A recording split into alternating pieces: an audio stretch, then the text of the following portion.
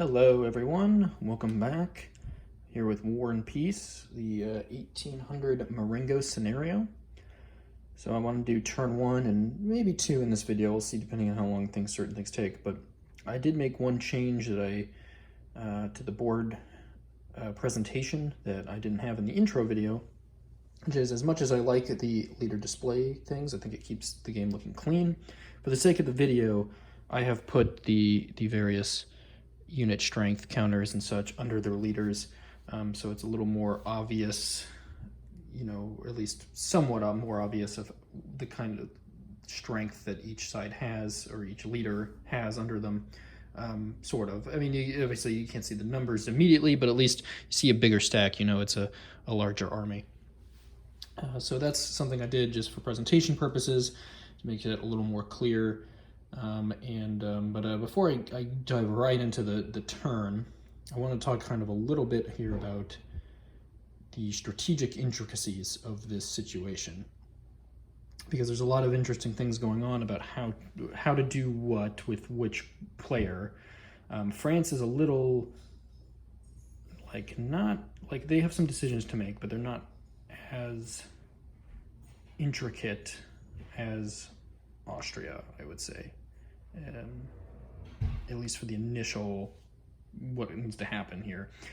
So the most important thing is the Italian front, because I think this is where the decisive action is going to take place, in large part because if the Austrians can take one of those ports, they will get the British reinforcements. It's only 2 now, but every turn it's 2 more British strength points as long as one of those ports is open. So they potentially can get a lot of strength. If they can take in the first few turns, we're talking 10, 12 extra strength points for the coalition, which is a pretty big deal. So that's where I think the decisive events are going to take place. But the French can't sleep on Germany either. There's a lot of Austrian forces there. It'd be a little difficult for them to just muscle through immediately, but it's something they can potentially do, or string things out to try to flank around and do different things. So there's some interest. That's something they have to keep an eye on, but it's not the immediate, what are we going to do? That's really in Italy for both players. And one of the reasons why I like this game is because of these little kind of decisions that have to be made about how to deal with these kind of situations. So the French are going to go first, because they always go first, have some crucial decisions to make about how to defend this position while Napoleon can get Kellerman and Lannes with their reinforcements to try to tip the balance back in their favor. Napoleon is especially important in this scenario because French units only have a morale value of 1 for the scenario, so the little stars would say that they have 2 generally, but for this scenario, unless Napoleon is commanding them, they only have a morale value of 1, which puts them on par in that fashion with the Austrians. They don't have that combat advantage anymore, which is unfortunate. They do still at least have an overall leadership advantage, especially if Napoleon gets to actually lead the battle. But there's a lot of Austrians, so they have to contend with that, and they're not in the best spot right now. So what the French need to decide, a couple things. Some of this is just going to be consolidating with Napoleon to get ready for a push, at least over here near kind of the Swiss border. This is going to be Switzerland's going to be crucial here as they try to maneuver everything together. But when it comes to defending these ports,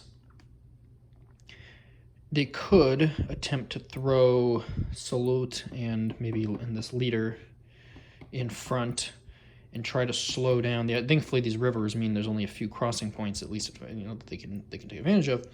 They could attempt to move leaders up and block and try to hold them off. The problem, at least the way I see it, is that doing so means that you're, in almost all those situations, going to be fighting. The French will just be bleeding troops that they can't really afford to bleed And the Austrians, just because of that numerical advantage, and they could potentially even bring in more from Germany if they wanted to, you have the potential here to put the French at a fatal disadvantage by bleeding out too many forces at once without sufficiently bleeding the Austrians. If you try to just put blockers here, it's not too far-fetched that maybe even Leader H could get up as a reinforcement up here too, and you just end up with so many more Austrian troops crashing into you that you can't do that much damage. You can maybe peel off 1 or 2 strength points, but you don't have especially with that morale parity now. You're gonna get the French can get a little bit of a bonus depending on the leader, but it's just not. I don't think it's viable. Maybe it is, and I'm wrong, but it doesn't to me. Especially because as soon as you start operating up here, you need to be leaving at least a strength point behind to have the supply line open, and it just becomes kind of a mess. And these mountains make it difficult to traverse without risking a force march, which also might attrition troops. So it just becomes a mess. I think you have to just try to hold the ports. Now to do that, we also need to decide what we're going to do with Soult and Massena. Massena, he's sitting out here with I believe it's 1, 2. Okay, so he's got 7 strength points. Yeah, he's right. He has 7. Soult has 3, I believe. Yeah. Soult, I think, is going to have to go back to Toulon and defend Toulon. I don't think he can risk.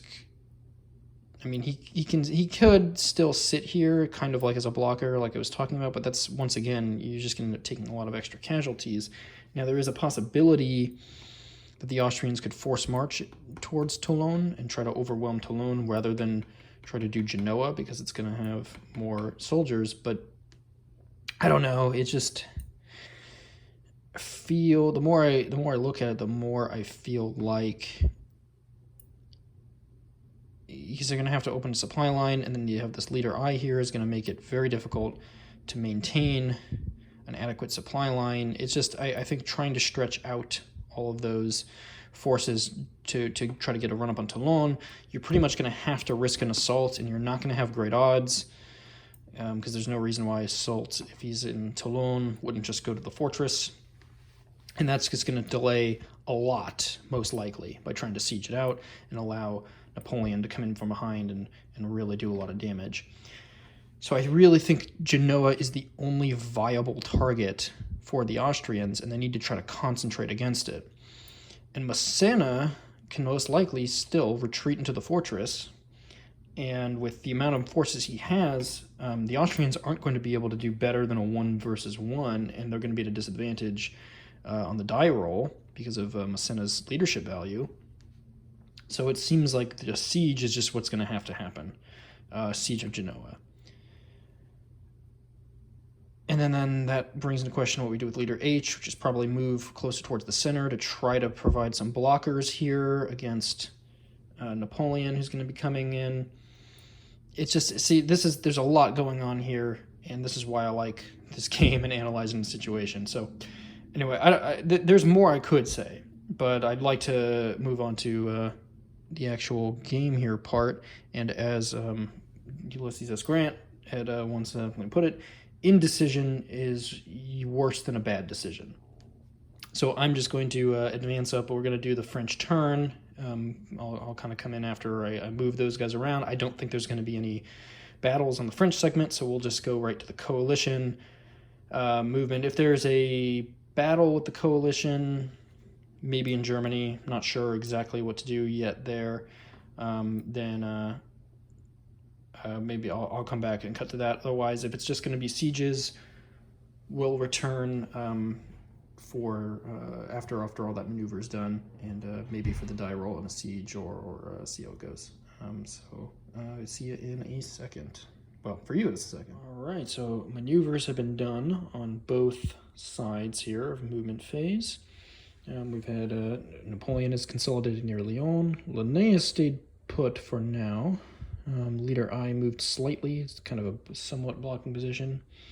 There was some successful force marches here with G, and I forgot to move H actually. He also had a successful force march, so he could get up to here and maneuver a little more. So G's kind of blocking I from interfering with the siege going on down here in Toulon. Oh, by the way, I forgot to mention, yes, the French have the one less, I shouldn't say I forgot to mention, but until I looked at the rules again, I'd forgotten that, yes, the French have the one less morale, but the Austrians actually have a +1 on all of their regular infantry. So it's not, the French are not at parity. They're actually at a disadvantage of the scenario unless Napoleon is there. Then they're at parity. So that does change the equation a little bit of how aggressive the Austrians kind of want to be. So we are sieging Genoa. I already did the die roll. They did not take it even at the first turn, so it's going to continue to be besieged for a while until it can get relieved. But up in Germany, we have a little bit more of a situation, and by that I mean there is a battle, and it's going on. Oops. So Cray has been consolidating the Austrian position kind of in Germany here, and leader F maneuvered around this to the Rhine here, or yeah, to how many strength points does he have again? 5. Anyway, so he is attacking leader H, who has 6 strength points, and he's going to the Austrians are going to attempt to bring in their extra men here at Baden on the second round of combat and up to try to reinforce that march to the center of the guns for this combat. So we are going to do that roll now for the first round. So we are in battle round 1. Up there. So technically right now, on this first round at the very least, maybe it'll change, but the French technically have more soldiers. They have 6 to the 5 of the Austrians, but the Austrian and leadership's the same, but the Austrians do have a morale advantage. So that's going to give the French here, because they are the larger force. Technically they're rolling. Sorry for the glare. So technically they're rolling, but they, as the larger force here, they get a -1 because of the Austrian morale advantage. So we are going to roll that up. We are rolling at it's a 1-to-1. That's pretty obvious. And I don't think there's just the -1 is going to be the only change here. There's no other terrain advantage. They aren't going to retreat into the city, so we're fighting a field battle here. -1. So -1 makes it a 2. And a 2. Oh, I'm sorry, I forgot to roll a second dice. Okay, 5. So a 5. Modified die roll of 5 on the 1-to-1 puts us here. So large is taking a 1, small is a 0. So let's see what that ends up being. That's the result. It's an L1 and an S0. So the Austrians are going to take none. And then, oops, trying to find sorry, it's still kind of zoomed up, so it's a little tricky to figure out. So a 1, total strength points in the smaller force is 5. So 1. So it's just the French are going to take 1 strength point loss. Okay, let's get another 2. So, all right, you now have 5 strength points after that first round. And, I mean, I guess the French could withdraw, I suppose. I think they can withdraw after 1, if I remember right. Let me just double check that, because it's been a hot minute since I did play this in the combat. But for withdrawal, do they even want to risk it?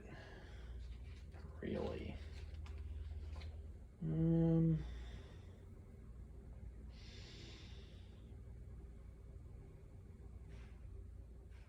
Yes, he can withdraw. And I don't think we want to go. I mean, Could withdraw into the city and make it another siege. I don't know. Do we want to do that? That might be preferable. Not entirely sure if that's the wisest decision. But you know what? We'll do that. We'll make it a siege. We gotta try to delay the Austrians as long as possible. We will make it a siege.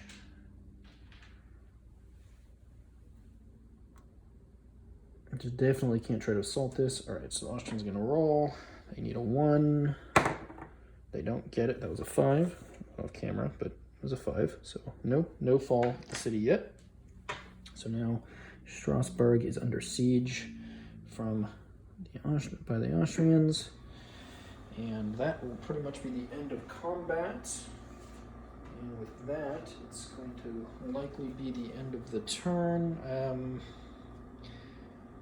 Well, I guess I would technically have to check for leader casualties on the French there for leader F, but I don't know if they're necessary. That really is. Well, I guess. 1 second. No casualty. So I know that wasn't on camera, but no casualty for the French leader. He's fine. And with that, it'll end turn 1. We'll advance into May of 1800. All right, so that was not a whole lot happening yet. We're gonna roll into turn 2. Let me just get some of the things here. Well, let's just roll. Attrition phase, we gotta check all of that. Yeah, I'll do all that off camera because that's kind of, who cares? It's a little boring for the camera work, so I'll be right back. All right, I am back here partway through turn 2 of the French side. So a couple things to explain. One is I had thought that this space where originally one of the French generic leaders was mountainous by Turin, and I realized when I was looking at it during the French movement phase that it wasn't, and I went ahead with what I would have done as Austria had I realized that and attacked, just even though it was out of phase, just with the assumption that that's what would have happened. So leader G took a strength point loss, inflicted a strength point loss, and forced the French back.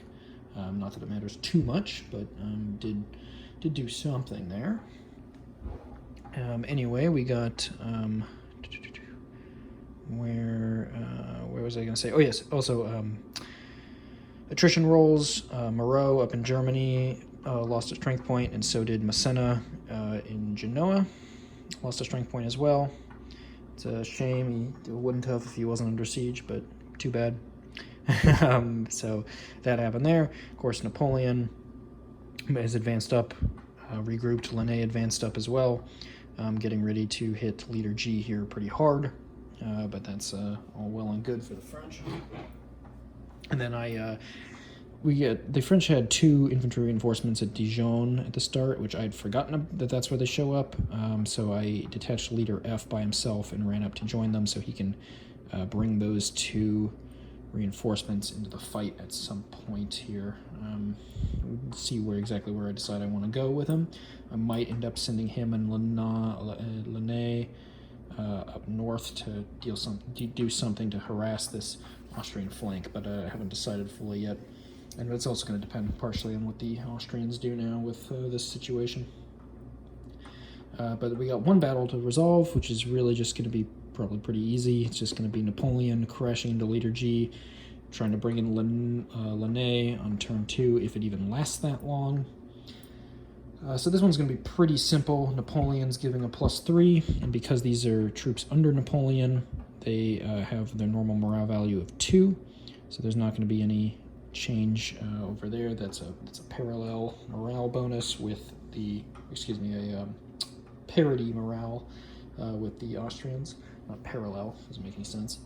So we're going to go ahead and roll for combat with a +3. He's the larger force by far. So let's see, we got 9, so it's going to be a 12.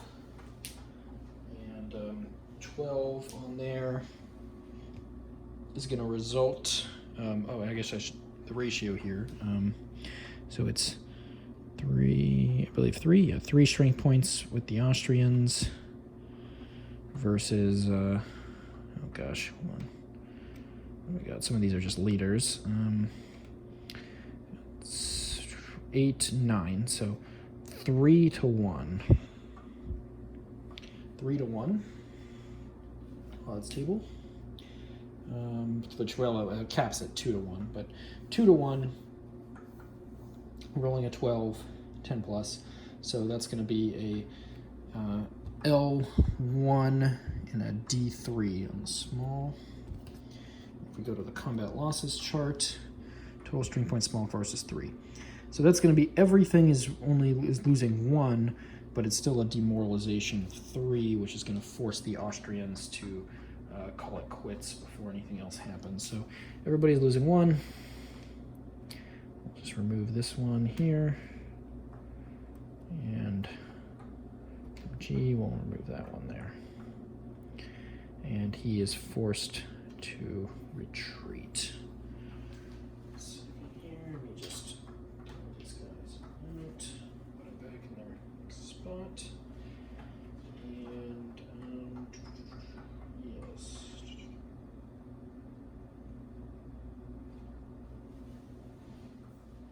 Okay, so let's get them back.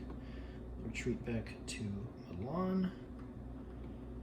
And Napoleon and his force will occupy that space. Okay. Suppose I could have split it a little bit, but I don't know how much necessary. Attrition could potentially be, well, we're on open plains now. We're not in friendly territory, but I don't think it's going to be that much of an issue. But Napoleon is now through well, he's not quite through it, but he's very much capable of inflicting a lot of damage now on the Austrian position. Especially if he can take Milan, he'll really be able to jack him up, and he's got extra leaders there, so he can split his forces off and deal with this Austrian screening force and threaten Malas here. But right now, Malas's supply line is still open, so he's in a bad spot, potentially bad spot, but he's still can hang on to this siege. He really wants to try to get this done. He may risk even an assault at this point, just because he needs that to take it as soon as possible. I'll think about that on the Austrian turn.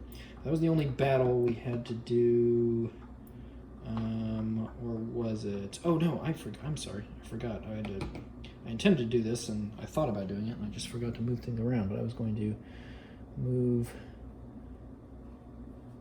Moreau down here to try to relieve the siege. So that's got to be a battle. And I'll attempt to sally out those men. Oops. But yeah, Moreau is going to attack leader F here, sieging Strasbourg. So we have here in total. And we have 9 strength points versus 5. Okay. So it's not quite a 2 to 1. It's going to be a 3 to 2. I'll call it a 3 to 2. And we'll go. Let's see, modifiers. So Austria has the morale advantage, but Moreau has a command advantage, which kind of negates it. And we're going to attempt to sally those men out if we get to a second round of combat. So that guy's not in the fight. But yeah, I would have had to do that too. Anyway, that's okay. There was only 1 round, so it doesn't matter. Move on to the second round of this. Let's do a roll. Oh, that's not good. So Moreau rolls a 3, no bonus or anything. So a roll of a 3 on the 3 to 2. That is going to be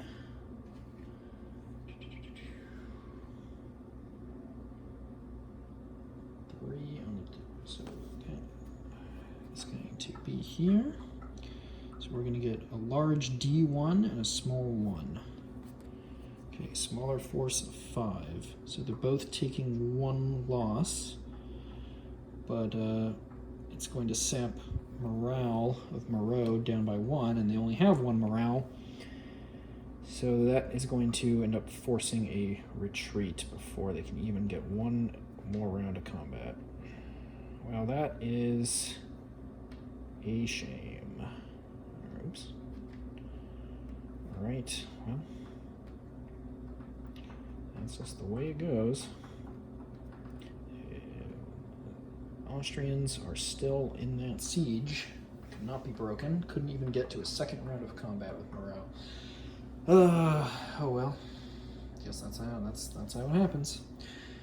So that would be the end of the French combat phase.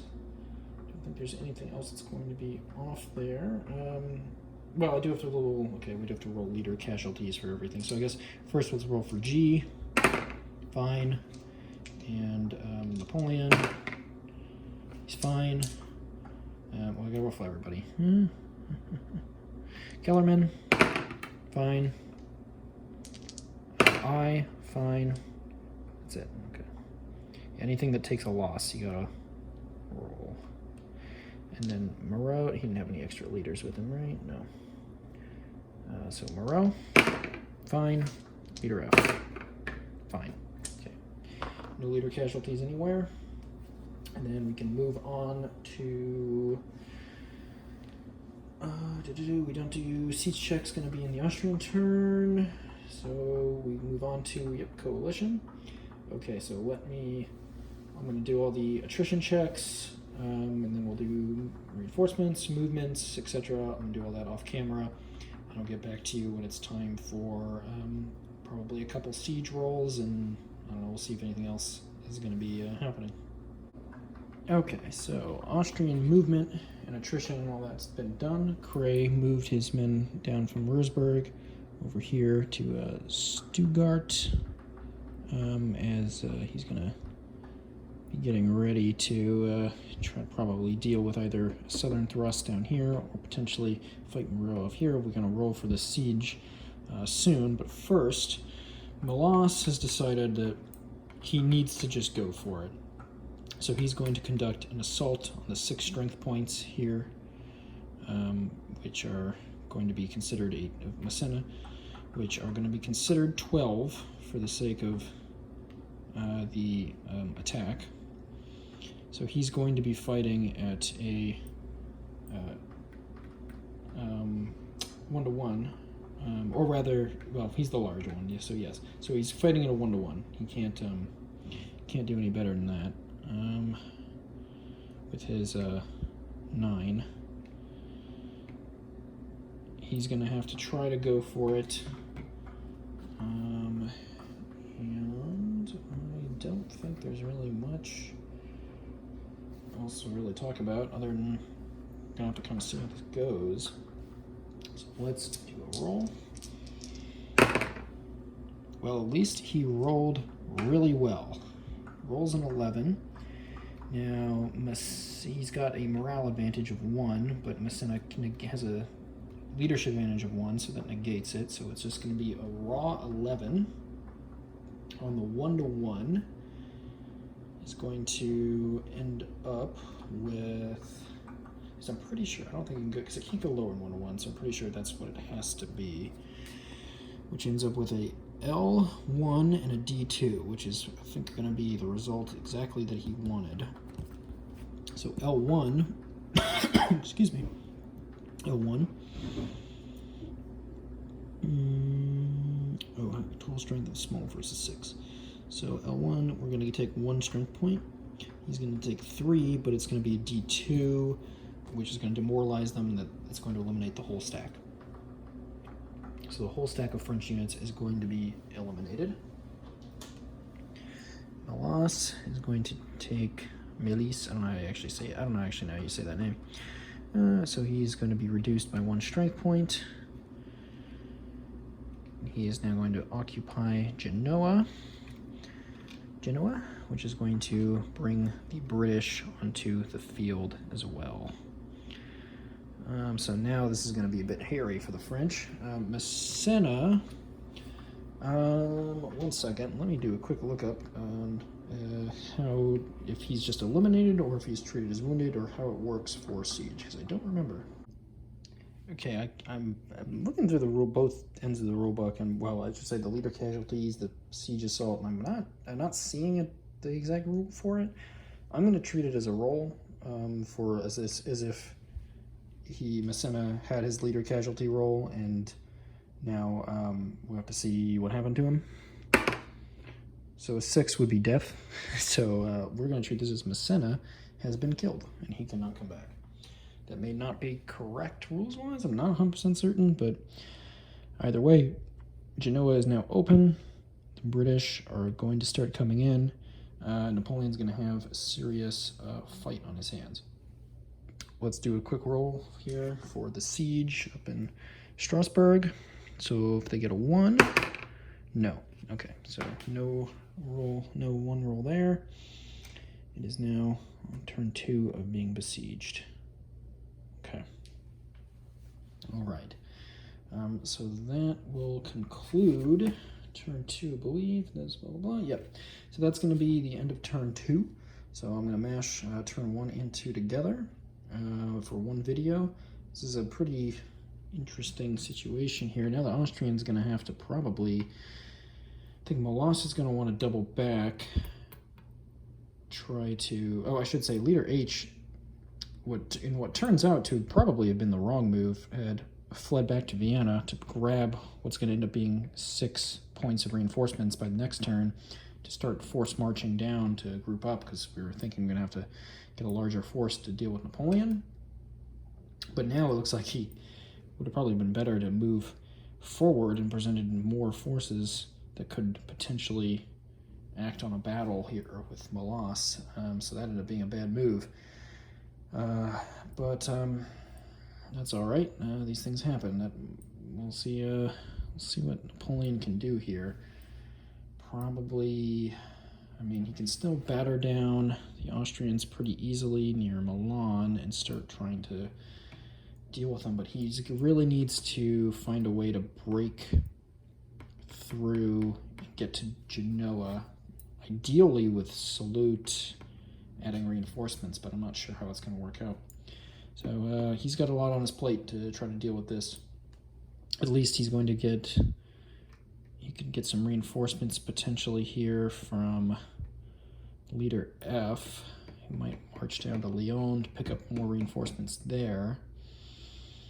I'm not sure, but then I don't know. This is going to be a tricky one. We'll see how this all shakes out, but thanks for watching, and I'll catch you next video.